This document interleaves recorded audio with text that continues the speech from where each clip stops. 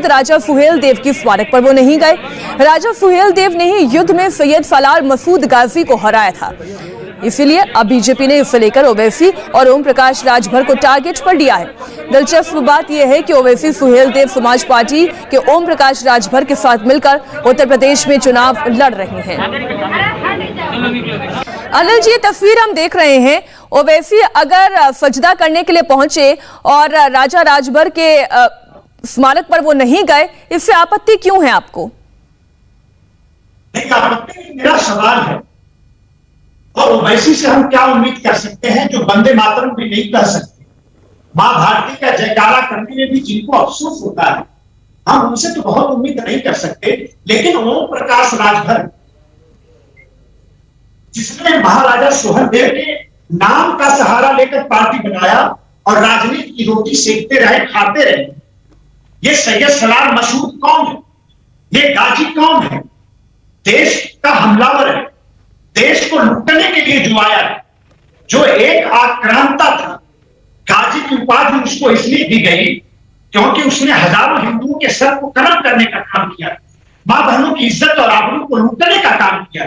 जो देश का गुनहगार, तो देश के गुनहगार का सम्मान करने के लिए ओम प्रकाश राजभर और उनके मित्र ओवैसी तो उसके मजार पर चले जाए। लेकिन जिस राष्ट्रवीर महाराजा सुहेलदेव, सम्राट राजा महाराजा सुहेलदेव, जिन्होंने देश के लिए जिन्होंने लड़ाई लड़ने का काम किया, मां बहनों की इज्जत आबरू, हमारे धर्म को जिन्होंने बचाने का काम किया, उनका सम्मान ये नहीं कर सकते।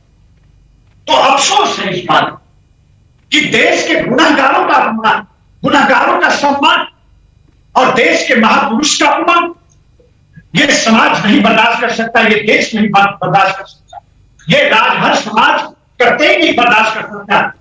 राष्ट्रवीर महाराजा सुहेलदेव के सम्मान के साथ अगर कोई खिलवाड़ करेगा, उनके सम्मान के साथ कोई समझौता करेगा, राजनीति की रोटी और अपने हित के लिए, अपने स्वार्थ के लिए राजनीति में ये पागलपन नहीं तो और क्या?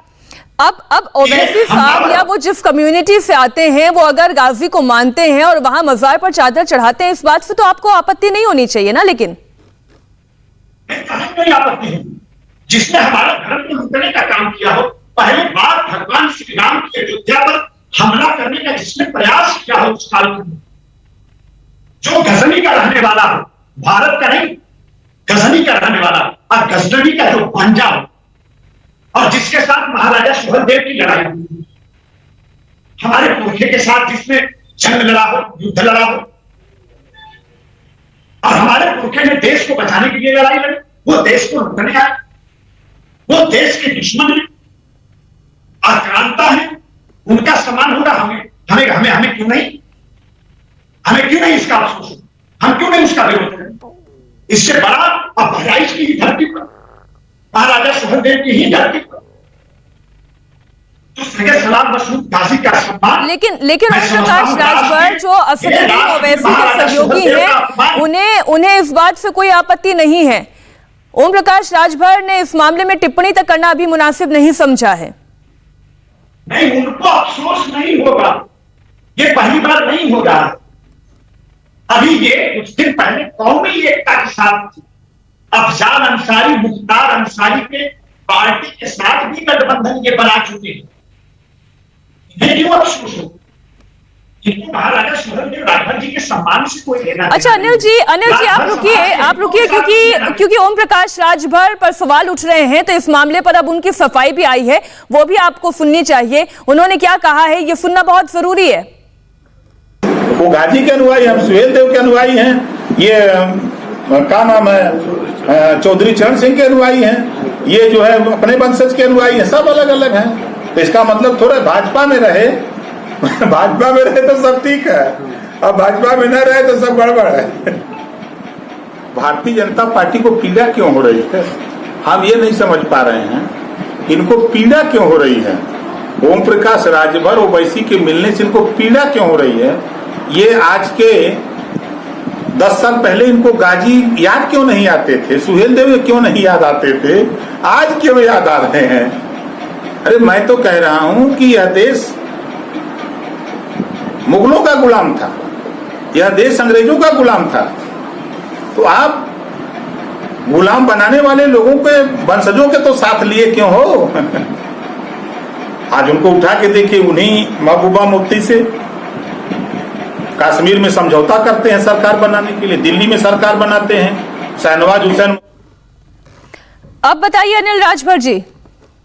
नहीं, पूरे मुसलमान को हम कटघरे में नहीं खड़ा कर रहे, और ये जरा सा भी शर्म आनी चाहिए कि हम कह क्या रहे हैं। नहीं, उनका कहना यह है कि जब तक ओम प्रकाश राजभर बीजेपी के साथ थे तब तक सब कुछ ठीक था, और जब बाहर आ गए तब ये तमाम बातें आ रही हैं। नहीं, ऐसा कुछ नहीं। और इनको हम बता देंगे, कह रहे हैं कि 10 साल से क्या कह रहा है। मैं इनको याद दिलाना चाहता हूं कि उत्तर प्रदेश की राजधानी लखनऊ में पहली बार राष्ट्रवीर महाराजा सुहेलदेव जी की मूर्ति को स्थापित करने वाले का नाम उस समय के हमारे निवर्तमान मुख्यमंत्री, भारतीय जनता पार्टी के निवर्तमान मुख्यमंत्री कल्याण सिंह जी ने किया, और उसी बहराइच की धरती पर गुल्लाबीर नामक स्थान पर जी हमारे देश के यशस्वी गृह मंत्री अमित भाई शाह जी ने। मैं समझ गई अनिल जी, आपकी बात मैं समझ गई हूँ। दरअसल बैठे बिठाए भारतीय जनता पार्टी को भी ओम प्रकाश राजभर और असदुद्दीन ओवैसी ने एक राजनीतिक मुद्दा दे दिया है। बहुत शुक्रिया हमारे साथ जुड़ने के लिए, बातचीत के लिए। हमारे लिए वक्त एक छोटे से ब्रेक का हो गया है, और ब्रेक के बाद आपको दिखाएंगे क्राइम कैपिटल दिल्ली में क्यों डर लगता है। नमस्ते, मैं हूं मीनाक्षी जोशी। वीडियो और खबरों से अपडेट रहने के लिए India TV YouTube channel subscribe करें, बेल आइकन दबाना ना भूलें। जुड़े रहें इंडिया टीवी के साथ।